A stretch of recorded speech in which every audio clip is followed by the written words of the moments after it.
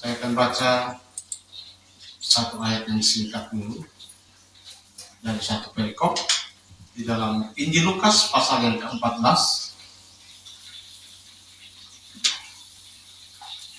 Injil Lukas pasal yang ke-14 ayatnya yang ke-18 bagian A. Saya baca singkat saja. Lukas 14 ayat 18 bagian A. Tetapi mereka bersama-sama meminta maaf. Puji Tuhan, silakan duduk. Perikop dari pembacaan firman Tuhan hari ini adalah perumpamaan tentang orang-orang yang berdalih. Saudara yang dikasihi Tuhan Yesus Kristus, dalam perumpamaan ini Tuhan Yesus menggambarkan hal kerajaan sorga itu seperti seorang tuan yang sedang mengadakan jamuan yang besar. Dan tuan itu mengundang banyak orang untuk datang di dalam pesta yang dibuatnya. Nah, saudara yang dikasihi Tuhan, biasanya orang akan begitu antusias, begitu semangat ketika diundang ke satu pesta. Betul? Ya. Bahkan biasa kalau tidak diundang marah saudara ya. Kenapa nggak undang-undang? Gitu kan? Nah, saudara, orang akan begitu antusias, begitu senang ketika diundang untuk datang ke pesta. Pesta atau jamuan besar itu identik dengan apa saudara? Makan, ya. Makan enak, acara yang meriah. Ya, tidak ada orang pesta sudah begitu-begitu aja diam-diam, tidak ada ngomong-ngomong, tidak ada bersenda gurau, ya pasti ramai. Tapi dalam kisah ini kita lihat respon orang-orang yang diundang justru terbalik, sangat mengejutkan dan sekaligus mengecewakan tuan rumah. Mereka yang diundang ini malah menolak undangan dengan berbagai-bagai alasan. Orang-orang yang diundang ini menolak dengan berbagai cara untuk tidak hadir dalam pesta itu. Padahal kalau saudara baca di ayat 23, dikatakan di sana, rumahku harus penuh.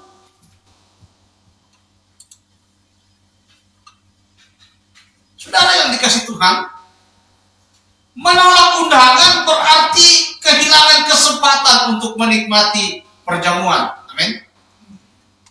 Tidak mungkin kan itu yang diundang-undang dibungkuskan dibawa pulang ya.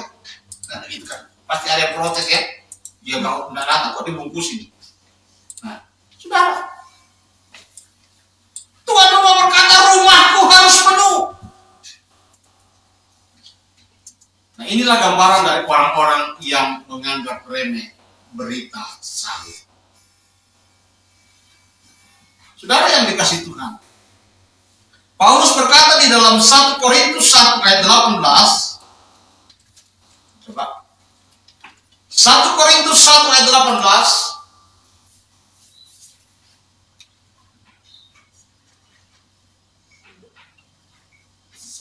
Saya tidak bisa baca. Sebab pemberitaan tentang salib memang adalah kebodohan bagi mereka yang akan binasa.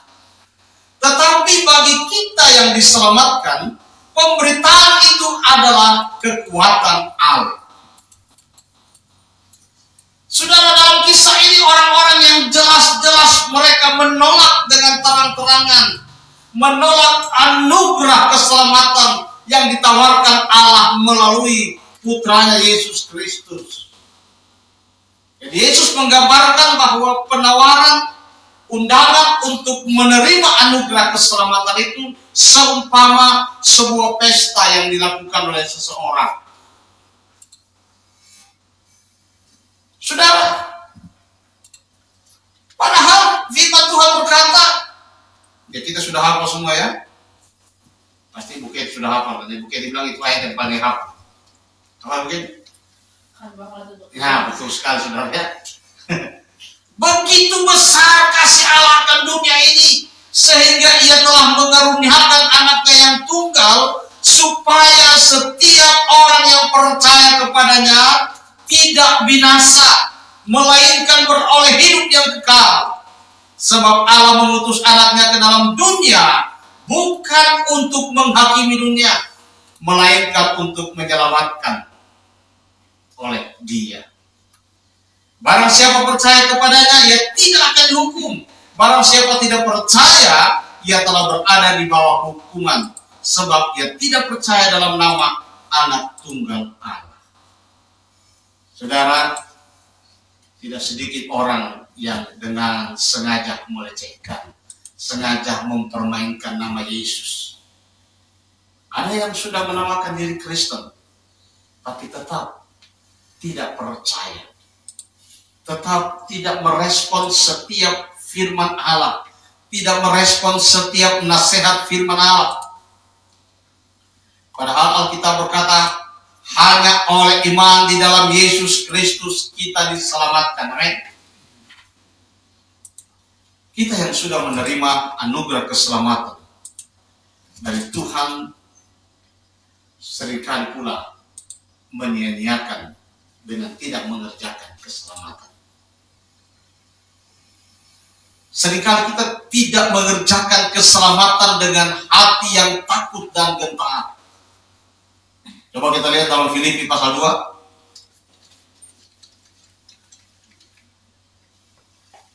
Filipi 2 ayat 12.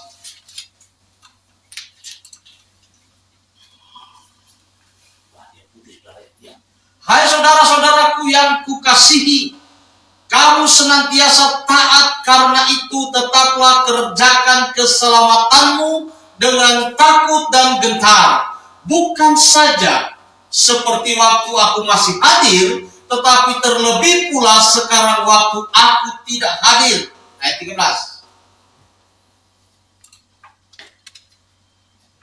Karena Allah lah yang mengerjakan di dalam kamu baik kemauan maupun pekerjaan menurut kerelaannya. Dikatakan apa tadi? Kerjakanlah keselamatanmu dalam takut dan gentar.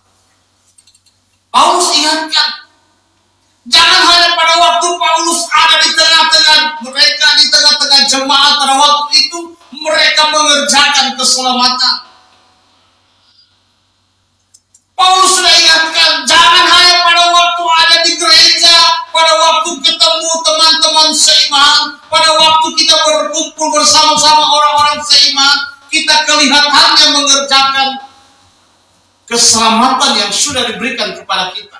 Tetapi waktu kita sendiri, waktu kita berada di komunitas yang lain, waktu kita berada di tempat pekerjaan, di tempat kita berkumpul, kita lupa atau kita menyia-nyiakan dengan tidak mengerjakan keselamatan dengan hati yang takut dan gentar. Saudara, kita tidak lagi merespon dengan benar keselamatan yang telah kita terima. Ingat saudara, keselamatan itu kita terima dengan cuma-cuma.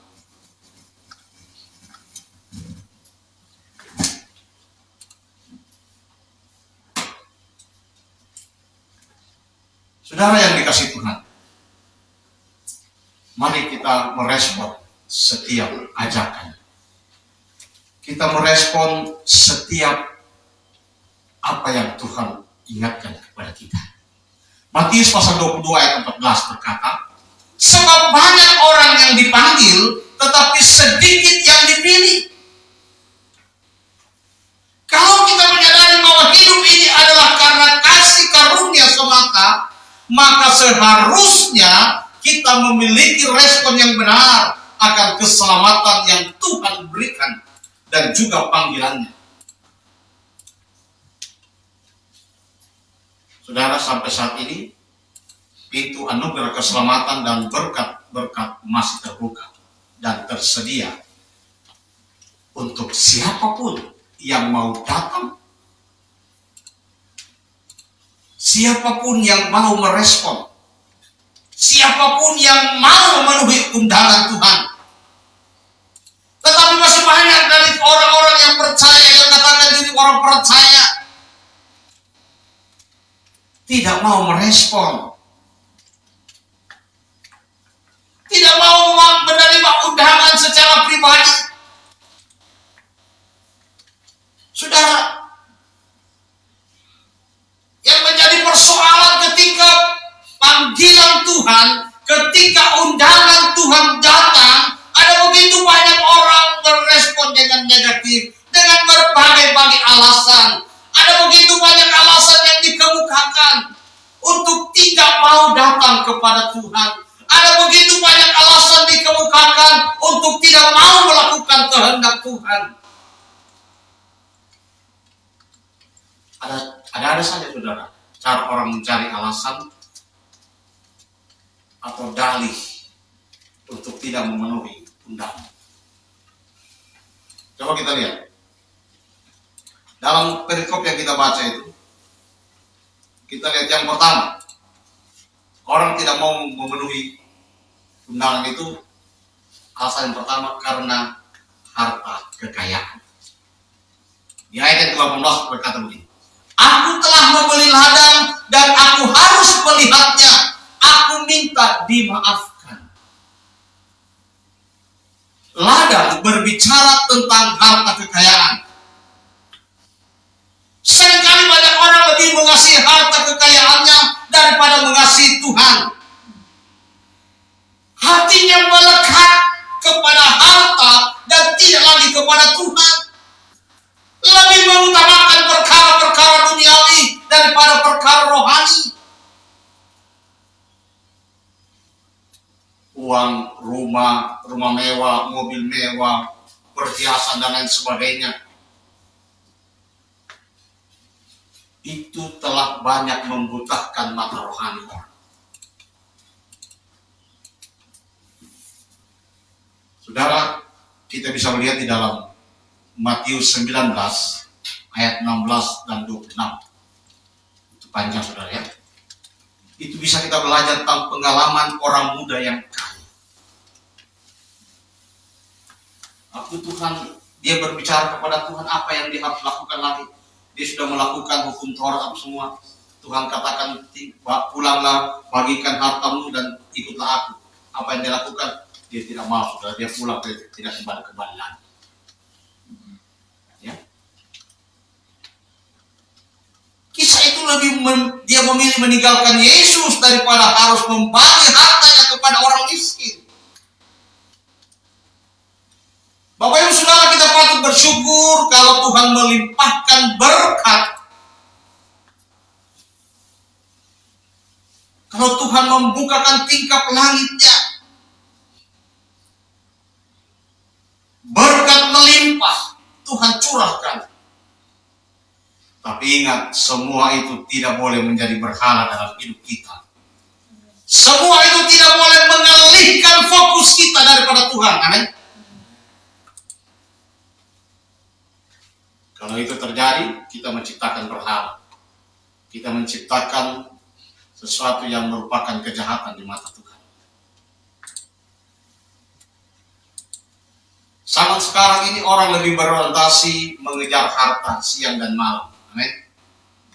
Sementara ibadah, pelayanan, dan menabur tidak mereka pedulikan sama sekali. Matius 16 ayat 26 berkata, apa gunanya seorang memperoleh seluruh dunia tetapi kehilangan nyawanya? Dan apakah yang dapat diberikannya sebagai ganti nyawanya? Kita boleh bekerja, kita boleh memiliki kekayaan. Tidak dilarang, semua kekayaan itu datang dari Tuhan. Tapi ingat, itu tidak boleh membuat kita kehilangan fokus kepada Tuhan. Amin.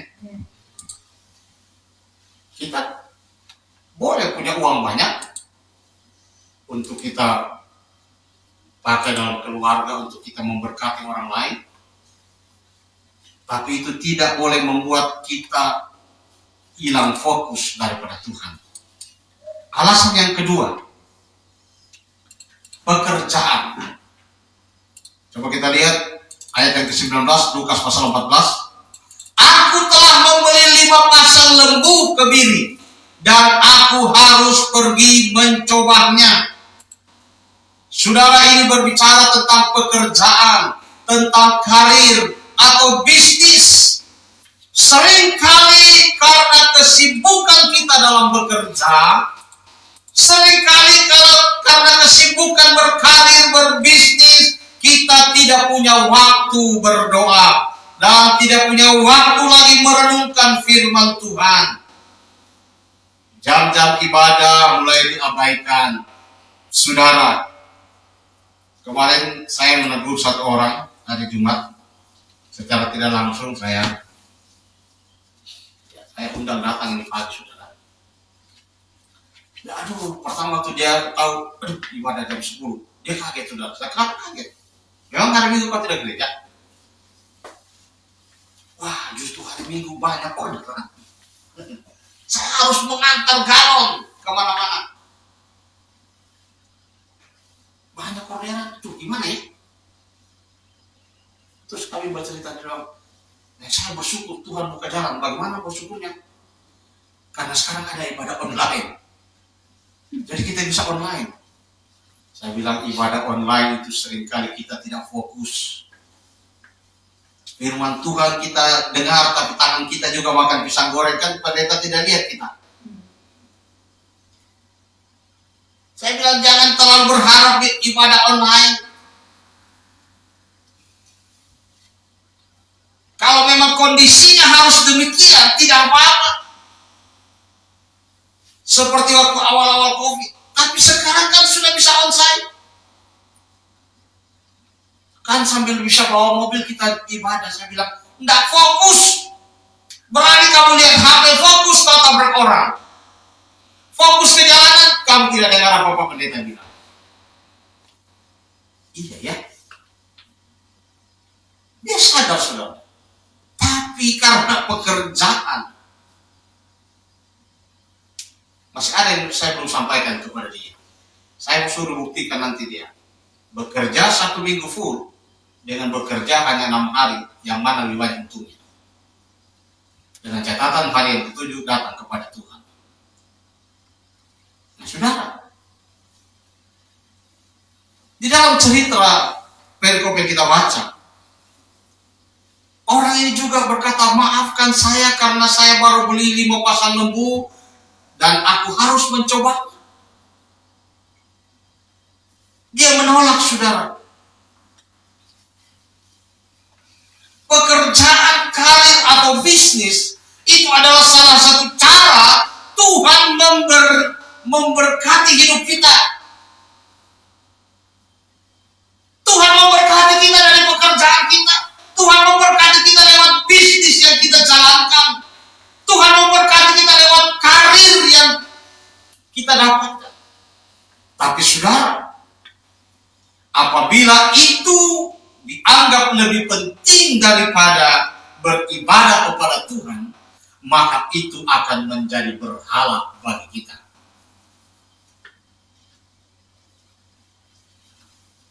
Ingin Matius katakan apa? Carilah dahulu kerajaan Allah. Bukan cuma di Injil Matius. Daud berkata dalam Mazmur 127 ayat 1 dan 2. Jika bukan Tuhan yang membangun rumah, sia-sialah usaha orang yang membangunnya. Sia-sialah kamu bangun pagi-pagi dan duduk-duduk sampai jauh malam, dan makan roti yang diperoleh dengan susah payah, sebab ia memberikannya kepada yang dicintainya pada waktu tidur. Saya pernah kasih tahu salah satu orang ayat ini. Dia sedikit tersinggung, saudara.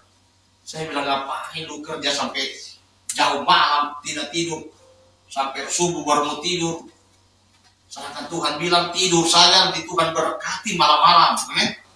Dia katakan itu. Coba lihat kalimat terakhir. Sebab ia memberikannya kepada yang dicintainya. Diberikan kepada yang dicintainya. Siapa itu yang dicintainya? Itulah orang yang melakukan kebenaran firman Allah. Amin.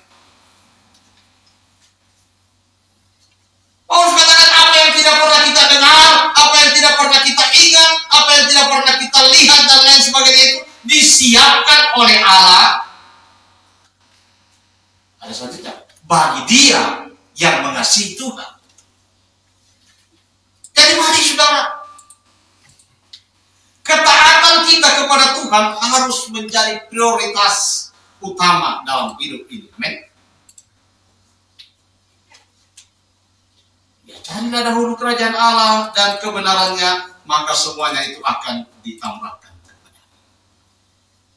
Saya biasa rubah belakangnya saudara. Carilah dahulu kerajaan Allah, maka semuanya yang lain akan ikut sendirinya. Saudara mau mendahulukan Tuhan? Ya, jangan karena pekerjaan, jangan karena bisnis, jangan karena usaha. Wah, kayak teman saya itu. Hari Minggu, justru restoran pada buka, mereka butuh air minum. Saya harus drop galon. Saya belum bilang saudara, siapa tahu nanti hari Minggu Tuhan kasih kempes mobil.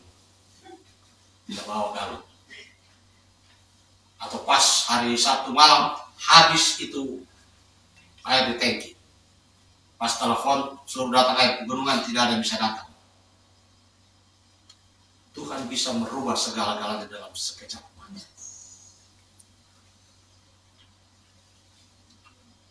Tuhan memberkati kita lewat usaha, pekerjaan, karir, dan sebagainya. Tapi kalau itu membuat kita terhalang untuk menyembah, memuji Tuhan, Tuhan bisa tutup kembali, Tuhan bisa ambil kembali. Amin. Yang ketiga, ayat pasal 14 ayat 20. Aku baru kawin dan karena itu aku tidak dapat datang. Kalau yang pertama tadi alasan karena harta dan kekayaan, yang kedua karena pekerjaan, yang ketiga karena keluarga.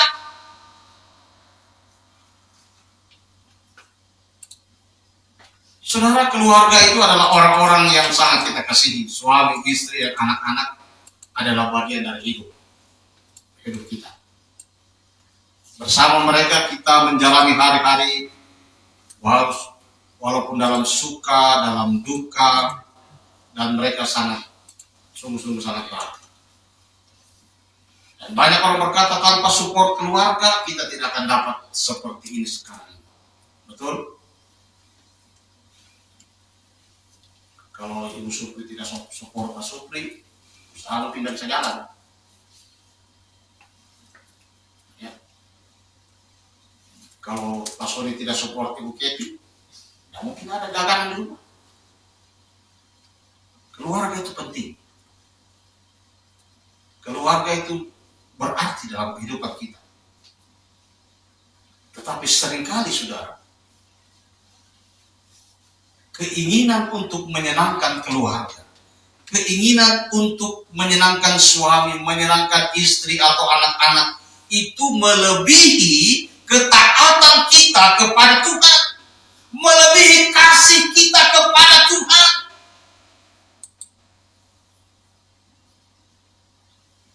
Lalu mana ayatnya? Ada ayatnya sudah. Matius 10 ayat 37-38. Coba dibayangkan. Matius pasal 10 ayat 37-38. Barang siapa mengasihi bapa atau ibunya lebih daripadaku, dan ingat, lebih daripada mengasihi Tuhan, kita lebih mengasihi suami, istri, keluarga kita, anak-anak kita, daripada kita mengasihi Tuhan. Apa firman Tuhan katakan? Ia tidak layak bagiku. Dan barang siapa mengasihi anaknya laki-laki atau perempuan lebih daripadaku, ia apa? Tidak layak bagiku. Tuhan tidak larang kita mengasihi keluarga, dan itu harus kita lakukan. Sebab di dalam keluarga lah kita mempraktekkan kasih Allah. Tetapi jangan sampai kasih kita kepada keluarga melebihi kasih kita kepada Tuhan. Kita harus ingat Allah kita adalah Allah yang cemburuan. Dia tidak mau nomor 2 dalam hidup kita. Amin. Sudah doa sekali keras-keras ya banyak ya. Sudah 20 tahun di PDI Cempaka Alam sudah. Bukan saya tidak mau kuantitas, tapi saya mau lebih kualitas setiap jemaat. Kalau perlu saudara semakin kuat di dalam Tuhan, semakin banyak kata firman, saudara bisa hari Minggu tempat ini berdiri melayani Tuhan atau di kebaktian malam. Ya, saya tipe gembala bukan yang takut. Saya kalau ke jemaat kita khotbah nanti gembalanya tersingkir, tidak apa-apa saudara. Kita buka cabang saja. Ya. Saudara mau mengasihi Tuhan lebih dari segala-galanya.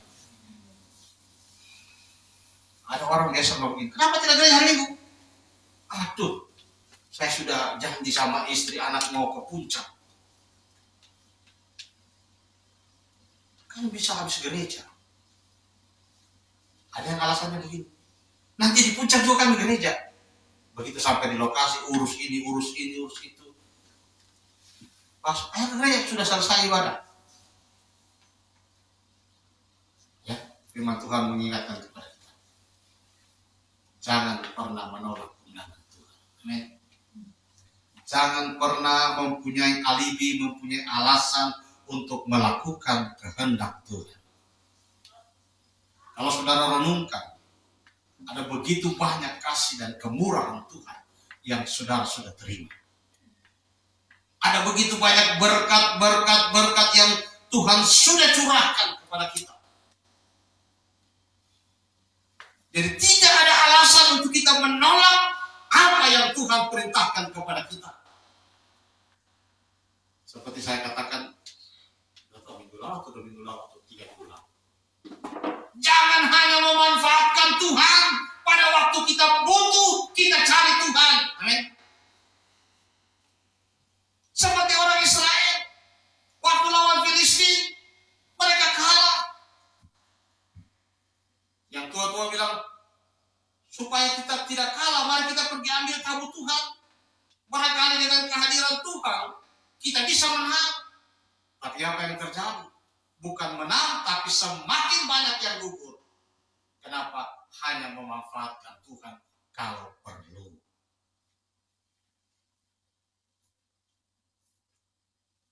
Jangan cuma memanfaatkan Tuhan. Tapi mari, setiap ajakan firman, setiap ajakan kebenaran firman yang datang, mari kita respon. Doakan saya saudara supaya saya bisa membuat banyak rekaman. Sudah selesai 1, mungkin besok saya akan mulai launching firman Tuhan pagi. Saya cari judul, ada yang sudah pakai firman Tuhan dan doa pagi. Takutnya YouTube nanti bandit, makanya saya cari.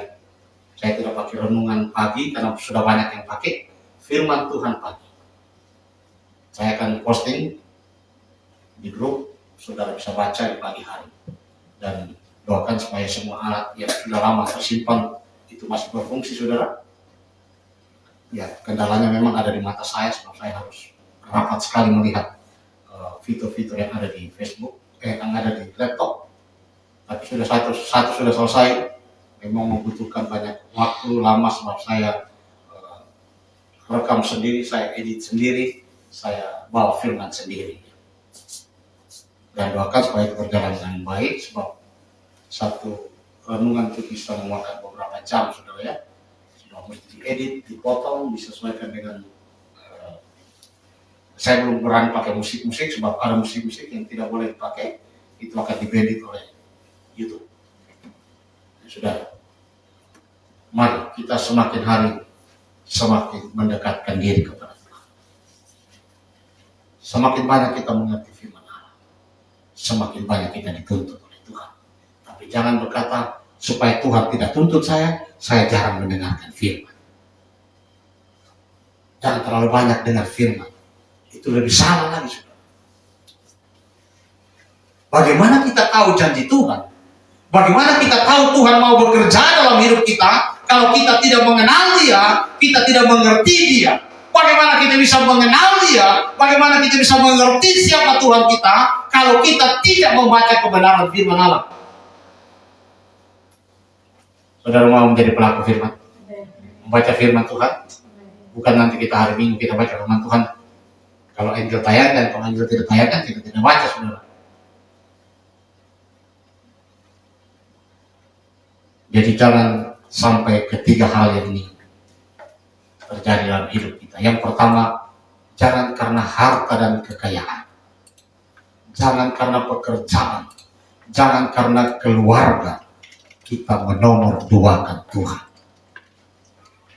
Yesus harus segala-galanya dalam hidup kita. Amin. Yesus harus yang utama dalam hidup kita. Saudara, tidak akan ada sampai hari ini kalau bukan karena anugerah Tuhan. Ibu Gembala tidak akan sampai 50 tahun kemarin kalau bukan karena anugerah Tuhan. Apa yang bisa kita berikan kepada Tuhan? Tuhan hanya minta kita memberikan hidup kita selalu berkenan kepada Tuhan. Amin. Bapak Ibu Saudara yang dikasihi Tuhan, sekali lagi, jangan pernah menolak undangan Tuhan. Kalau saudara menolak undangan manusia, tidak apa-apa. Tapi kalau Tuhan mengajak kita untuk berbalik ke jalan Tuhan, kalau Tuhan mengajak kita untuk melakukan kebenaran firman, semua itu untuk kebaikan saudara dan saya. Semua itu untuk Tuhan disenangkan, sebab Tuhan tidak bisa menyenangkan diri sendiri. Saudara mau menyenangkan Tuhan?